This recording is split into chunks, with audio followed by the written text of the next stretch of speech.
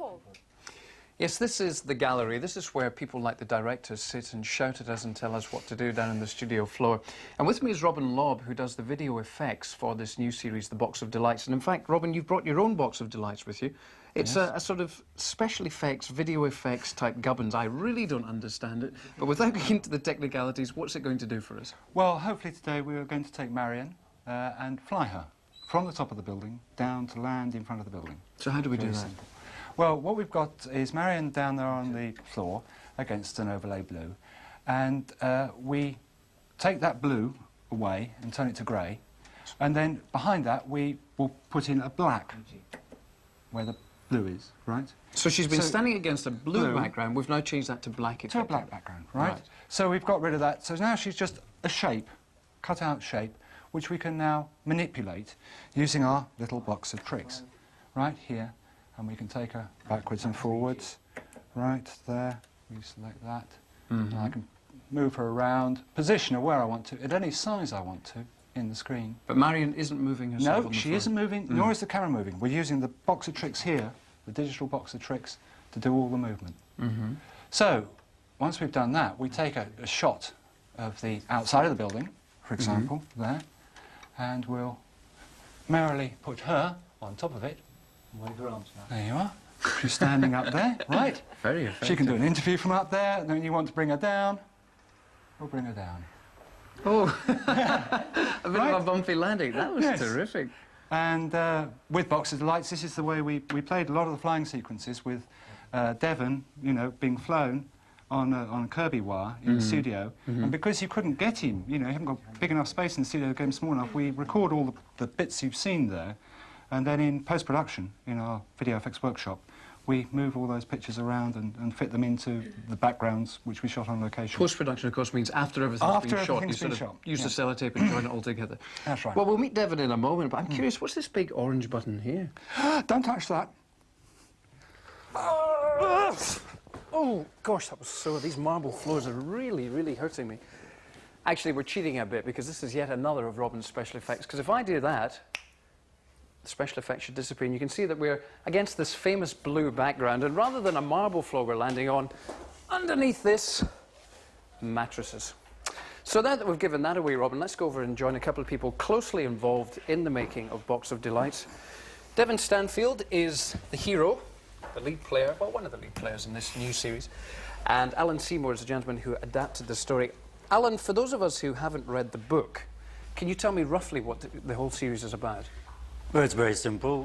Devin plays the boy, Kay, who, coming home from school for his Christmas holidays on the train, this is in the mid-1930s, a nice old steam train, meets an old man and helps the old man and strikes up an immediate kind of rapport with him.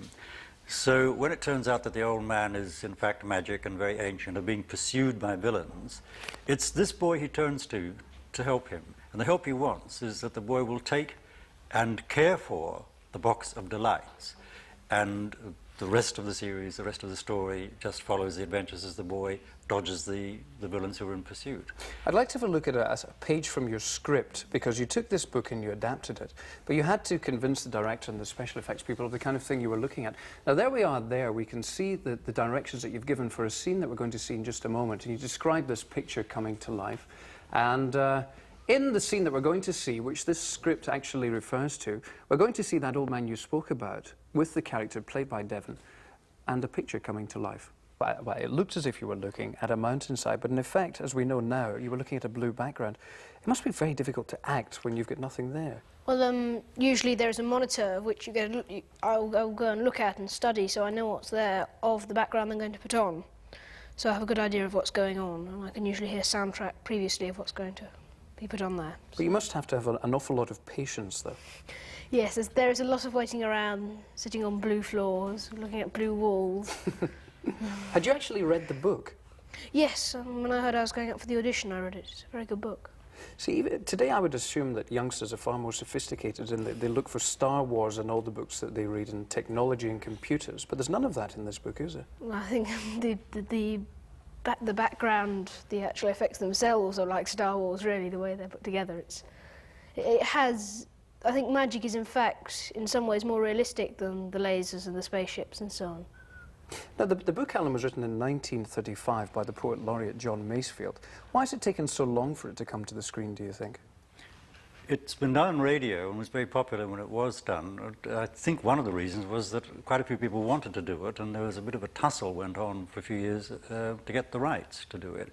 But Paul Stone, our executive producer, has made the point recently that, in fact, it's worked out in our favour, because if they'd done it earlier, a few years ago, they simply wouldn't have had the technology available that has now been, that Robin has been able to use to exploit, to bring off all these fantastic, literally fantastic, wonderful effects. But even though the effects are stunning and wonderful, Robin, they must be very time-consuming to do. Oh, very time-consuming, yes. How long have you been working on this project? Well, I started with Renny Rye, the director, going through Alan's scripts last October. We started shooting the locations in January, and I started actually putting it together, having done most of the location shooting and the studio shooting in July. And we had 4 weeks, which we spent solidly just knitting everything that we'd shot together into one piece. Was there anything that appeared in the book that you couldn't bring to life with visual effects? Yes, in the original book there was Devin travels across the sea on the back of dolphins. It got a bit tricky. And there was another scene in when he's released from the prison, which is near the end of the story, where flaming horses arrive to release them. Mm-hmm. Both those were too tricky from the original book to do. Now, in that clip that we saw there was a painting which came to life and then went back into a sort of cartoon format. Has that been done on television before?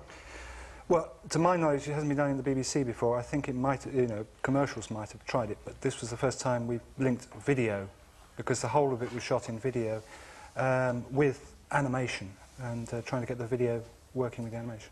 The only bit of animation you see is when he goes off in these fantasies. That was a policy decision made by Renny, that the animation was kept for those fantasies, and the rest of it was all straight video shooting. So the thing starts tonight at 5 o'clock on BBC One, Alan, and will run until when? Well, it's playing every Wednesday at 5 o'clock, except for the last episode, which is switched back to, I hope I'm right, the Monday, to Christmas Eve, because in the story the great climax comes when good and evil fight it out, and symbolised by the great service, Christmas service in Tatchester Cathedral with the choir and everybody turning up. And Abner, the villain, wonderfully played by Robert Stephens, has covered the whole surrounding countryside with snow and blizzards, and they've got to get through that to get to the cathedral. And it all takes place on Christmas Eve. They have to be there for that special service on Christmas Eve. And it's been so scheduled that that final episode goes out on Christmas Eve, which we think is a very nice idea. Of course. With everything that's been done visually, and the performances and the music in the background all ties it up together to create a wonderful Christmas atmosphere at the end. Can I wish you all the very best of success? It's been a long-running project, obviously, from last October to this November. Having seen it, I think it's well worthwhile. Thank you, Devin and Alan and Robin, for coming in. And I think we'll finish by showing a clip from episode 2, so you can see this next Wednesday. Remember, it's BBC One, 5 o'clock, and here's a clip with more special effects and Devin jumping very, very high in the air.